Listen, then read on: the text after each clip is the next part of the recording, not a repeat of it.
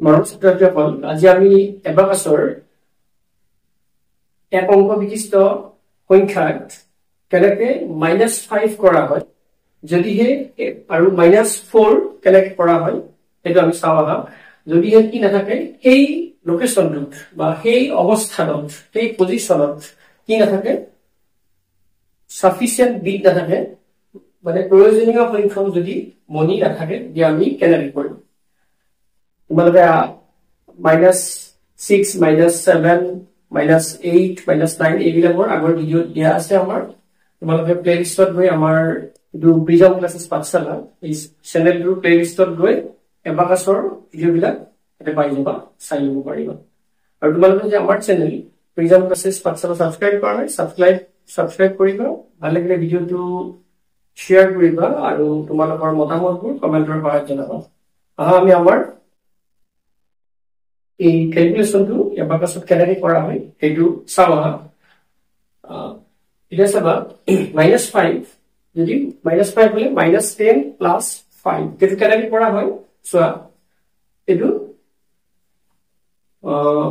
+3 চোৱা +3 মানে এইটো চাবা +3 1 2 3 তাৰ পিছত +7 গতিকে +7 টো আছে নে আমাৰ +7 টো ইয়াতে কৰিব পৰা অৱস্থাত নাই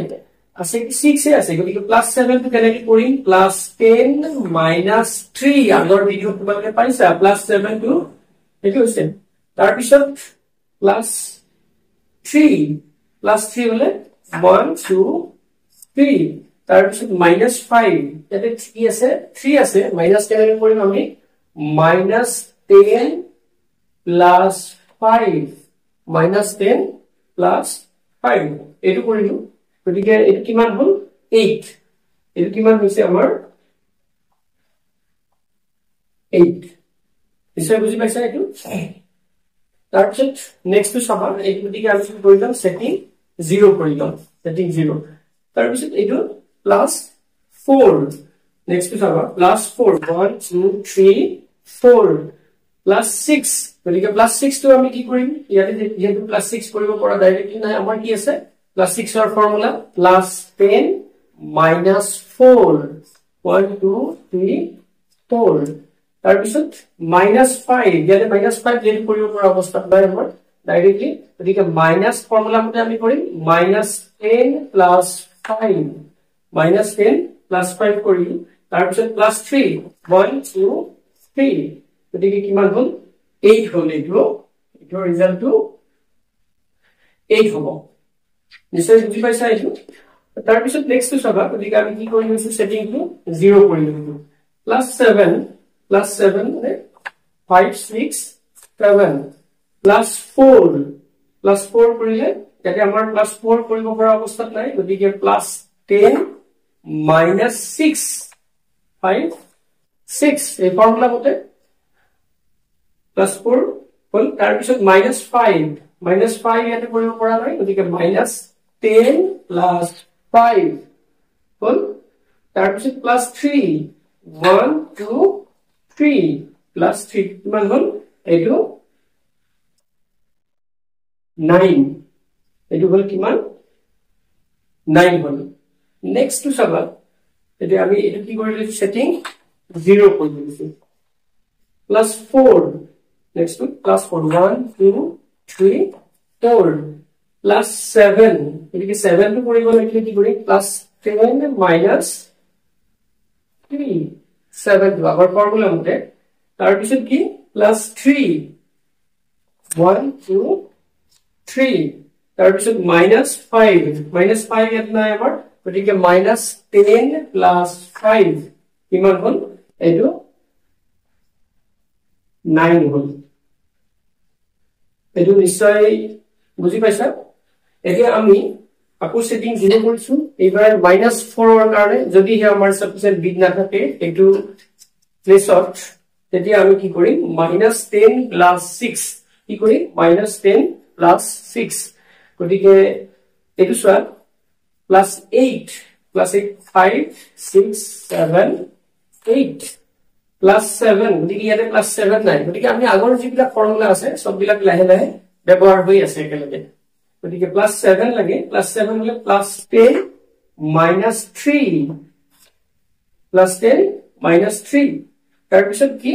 +5 ইয়াতে +5 কৰিব পৰা অৱস্থাত নাই গতিকে +5 হলে +10 -5 আগৰ ফৰ্মুলা মতে +10 -5 তাৰ পিছত কিমান -4 ইয়াতে -4 কৰিব পৰা নাই গতিকে ইয়াতে কৰি আমি -10